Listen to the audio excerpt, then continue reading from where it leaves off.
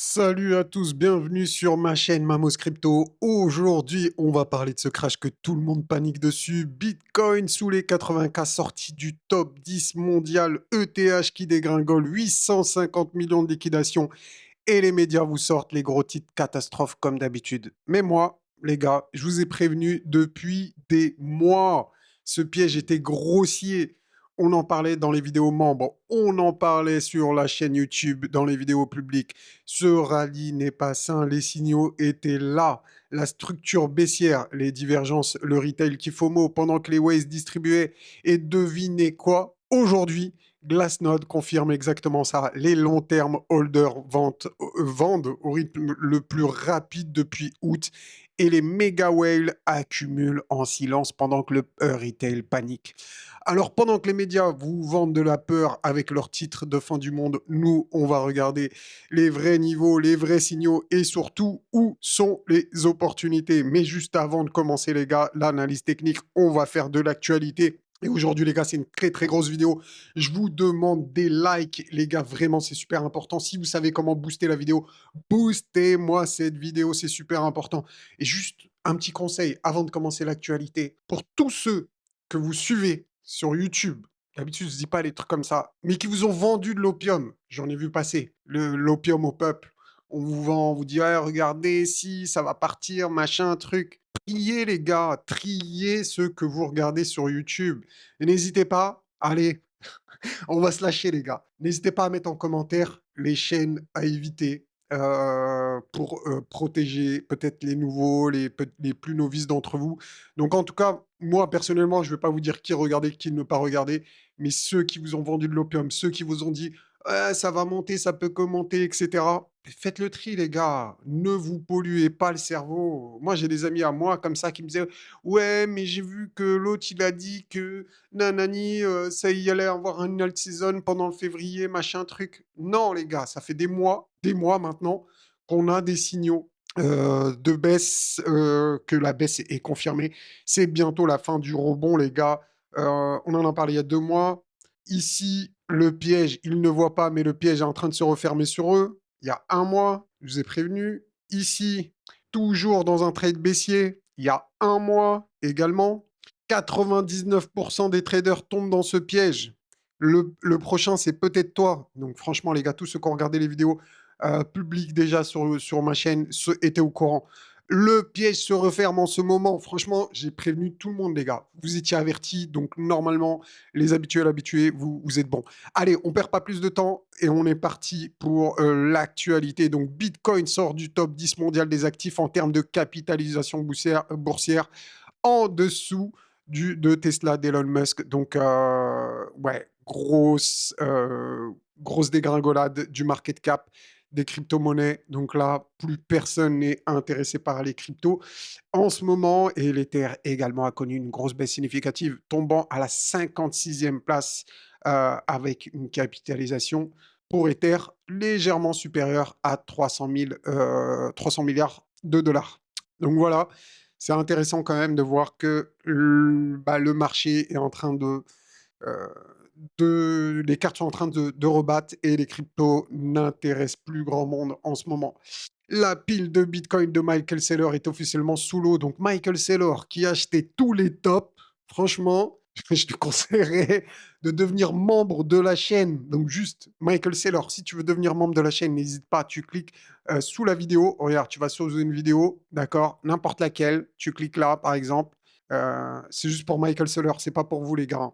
Et ensuite, tu cliques sur le bouton rejoindre ici, tu auras un petit pop-up qui va s'afficher et tu pourras rejoindre. Bon, là, c'est en IDR, c'est la monnaie en Indonésie. Donc, évidemment, en euros, c'est beaucoup moins cher si jamais ça vous intéresse. N'hésitez pas également. Mais si Michael Saylor, t'es dans le coin, deviens membre, je te dirais qu'en acheter, ça va être mieux. Même regarde les vidéos YouTube, tu vas voir.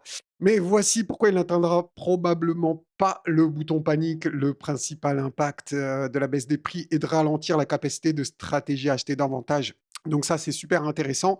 Là, on nous dit que sa position, eh bien, elle est sous l'eau, mais que c'est peut-être pas si alarmant que ça pour Michael Saylor. Donc on verra, pour l'instant, donc on n'est pas il a pas la tête, bah, exagérément sous l'eau, juste légèrement, mais si ça commence à si le BTC commence à s'enfoncer, on va regarder ça dans l'analyse technique, est-ce que ça va poser problème à sa société? Et ça, c'est la grosse question. Moi, je pense que ça va pas lui faire du bien, en tout cas. Attendez, on va fermer cette page, ça risque de me faire des problèmes, ça, au niveau des droits d'auteur. Ouais, voilà, donc la chute du bitcoin d'environ 85 000 à 70 000 ce week-end. Cette prime est désormais passée sous la décote de 1, ce qui rend les nouvelles de fond, propres, moins attractives.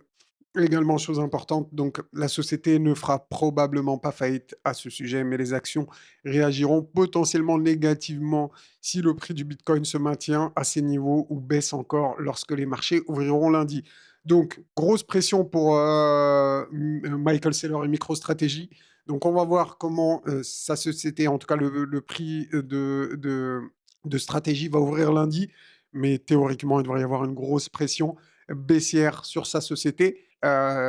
Et ça aussi, ça pourrait mettre de la pression sur Bitcoin. Est-ce qu'il va commencer à vendre des Bitcoins et à commencer à mettre de la pression?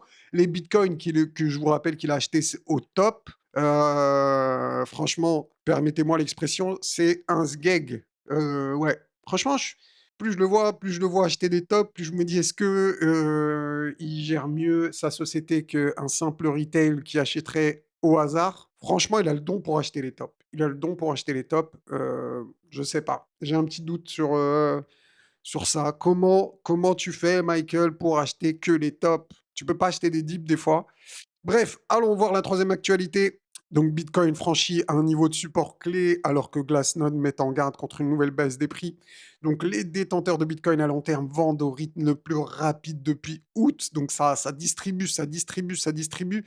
Et ouais, on en a parlé sur la chaîne, on a vu la phase de redistribution. Donc il y a eu une phase de distribution, une phase de redistribution. On en a parlé, on a vu les vagues d'Elliott, tout ça.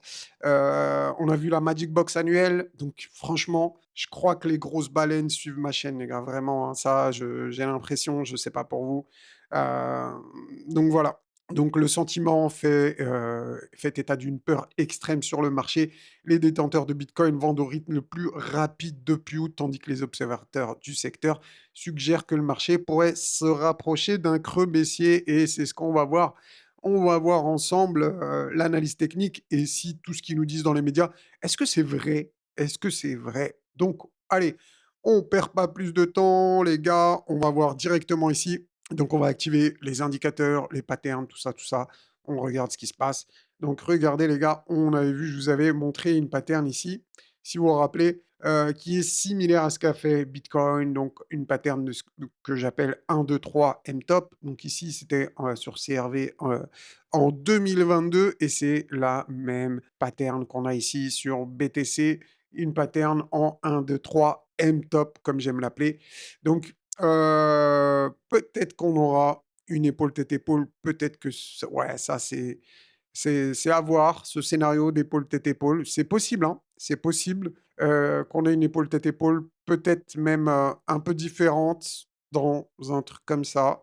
Si on commence à casser le support, quelque chose qui pourrait ressembler à ça les gars, regardez, je vous montre un peu, hop, d'accord? Donc on aurait fait notre épaule gauche, épaule droite et ensuite il nous reste encore l'épaule, tête, donc épaule, tête, il nous manquerait l'épaule droite.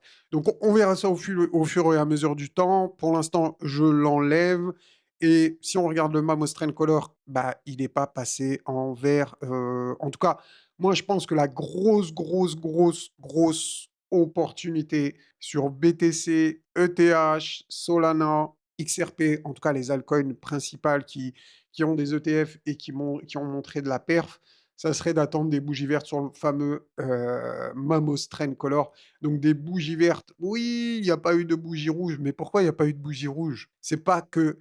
Il y en a qui me disent, ouais, le Mamos Trend Color n'a pas détecté le top. Non, le Mamos Trend Color détecte les phases d'euphorie. Est-ce qu'il y a eu une phase parabolique, une phase euphorique comme il y a eu, par exemple, sur l'or? Bah non, sur le Bitcoin, il n'y en a pas eu. Sur Solana, il y en a eu une. Sur Solana, sur certains altcoins, je ne sais plus si... Sur XRP, vous avez fait une vidéo là-dessus, hein, pour vous annoncer le top. Combien m'ont dit: «Non, Mamos, tu comprends pas, XRP, c'est pas possible, ça peut pas être le top». J'ai envie de vous dire, pour ceux qui m'ont dit ça, les gars, bah, regardez le top. Est-ce que le Mamos Color a fonctionné? Bien évidemment que oui. Regardez ici la phase verte d'accumulation et ici la phase rouge de distribution avec le fameux triangle rouge de la Muerte qui vous a donné le top ici pile poil. Donc voilà, c'est comme ça qu'on rentabilise l'indicateur sur des positions comme ça. Eh bien, regardez, ça a donné le top. Et personnellement, si je veux acheter du XRP, qu'est-ce que je vais attendre? Eh ben, je vais attendre des bougies vertes comme on avait eu ici, donc une baisse suivie de bougies vertes. Et ensuite, eh ben, je vais pouvoir accumuler du XRP et attendre encore une fois le fameux triangle rouge de la Muerte. Voilà, donc c'est pas plus compliqué que ça, les gars. Si jamais ça vous intéresse, vous tapez mamoscrypto.com et vous allez tomber sur le site. Vous allez voir ici nos indicateurs phares, donc le fameux Mamos Trend Color. Vous cliquez sur voir les détails et vous aurez accès à l'indicateur. Bon, les gars, très très bonne nouvelle. Sinon, à part ça, regardez, pour l'analyse technique, on est quand on est le 1er février. Et du coup, qui dit 1er février dit nouvelle Magic Box. Donc ça, c'est pour ceux qui ont l'indicateur de Avenger V5. Je vais juste enlever les dessins. On reviendra par la suite là-dessus. Donc le fameux indicateur hein, disponible aussi sur mon site, les gars. Si jamais qui avait donné un signal de short ici à 89 000 et ensuite, eh bien, regardez, on a eu une grosse baisse. Donc, ici, on a eu un beau paquet de boules jaunes bah, pour nous donner le top dans la zone idéale qu'on avait identifiée ensemble lors des dernières vidéos ici. Hein. Donc, le haut de la vague 4, très proche de la moyenne mobile de 100, dans les zones de FVG mensuel et weekly.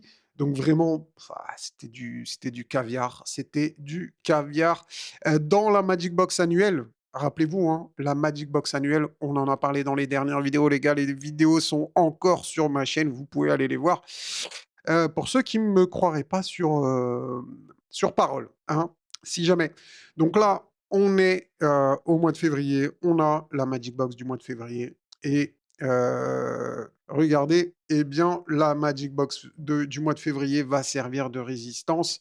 Donc, on a une résistance qui va de 81 400 à 87 000 comme objectif maximal. Donc, en gros, c'est quoi? Qu'est-ce qui peut se passer? Eh ben, la probabilité qu'on ait un rebond, d'accord? Et ensuite, qu'on aille chercher le minimum, le support 1 du mois de février sont extrêmement élevés, les gars. Donc, quel est l'objectif de ce mois de février? Regardons ensemble. Regardons ensemble. Eh bien, le premier objectif, non, il est là. Le premier objectif, on va même activer. Regardez, on va aller là. On fait comment? On fait afficher les labels S1 pour S1, S2, S3. Et regardez, on a le premier objectif à 70 308 de 300 dollars, 70 300 comme premier objectif. Et le deuxième, 61 866, quasiment 62 000, d'accord, ici, vous le voyez, d'accord, si jamais. Donc, on va voir à quoi ça correspond tout ça. Donc ça, c'est intéressant de voir les niveaux de confluence. Rappelez-vous ce qu'on avait dit. Je vais enlever maintenant les indicateurs. Hop, masquer les indicateurs. On avait vu notre vague 1, 2, 3, 4. Et je vous avais dit probablement, eh ben, ce qui nous manque ici, forcément, c'est une vague 5. On avait vu l'objectif de la vague 5. L'objectif de la vague 5, c'est le rectangle ici dans lequel on est rentré dedans. Et là, on commence à ressortir. Donc, techniquement, on peut avoir posé le bottom ici. Mais si on regarde les niveaux pertinents en confluence, eh ben, j'ai un niveau qui ressort, les gars, en confluence. Donc, on va regarder ça ensemble pour ce mois de février. Les niveaux qui ressortent, eh ben, c'est ici. Regardez, on a l'extension de 1,66, donc à 69 300 quasiment, qui est en confluence quasiment également avec le S1 mensuel à 70 300. Donc l'opportunité ici de fin de vague 5, donc la probabilité que le bottom soit dans cette zone est assez élevée pour ensuite faire un rebond. Mais attention les gars, ce rebond sera juste provisoire pour aller ensuite faire le deuxième effet qui se coule et aller chercher du pétrole encore plus bas. Mais en tout cas, ça nous ferait une pause ici de cette vague de baisse. Donc, si jamais on vient chercher la zone aux alentours des 70 000 dollars, ça pourrait donner lieu à une respiration. Donc, on pourrait aller en ligne droite jusqu'aux 70 000. Ensuite, aller chercher la Magic Box du mois de février pour aller ensuite chercher d'autres objectifs plus bas. Et ça, mais ça, on le verra au fur et à mesure des semaines qui passent. Donc, voilà un petit peu les grosses probabilités selon moi. D'accord, c'est pas des conseils financiers. Vous faites ce que vous voulez, les gars. Comme je vous le dis à chaque fois, hein, vraiment. Moi, je vous donne mon analyse. Vous en faites ce que vous voulez. Si vous voulez avoir une chaîne qui vous vend de l'opium, qui vous dit que ça peut que monter et qu'on ne peut pas aller plus bas, il y a des chaînes avec des les grosses chaînes sont faites pour ça, hein, d'accord? On vend de l'opium au peuple. Moi, ce que je vous vends, les gars, c'est, des indicateurs, mais ce que je vous donne gratuitement, c'est des analyses. Si jamais ça vous intéresse, n'hésitez pas à aller récupérer les indicateurs. Si vous voulez rejoindre la chaîne, vraiment, n'hésitez pas aussi. Vous aurez une vidéo tous les matins. On fait une petite vidéo, pour les membres VIP et je vous dis exactement ce que je fais au niveau de mon portefeuille et cetera. Donc voilà, c'était tout pour aujourd'hui les gars. Je vous souhaite un très bon dimanche et je vous dis à la semaine prochaine sûrement. Et pour les membres VIP, à demain. Ciao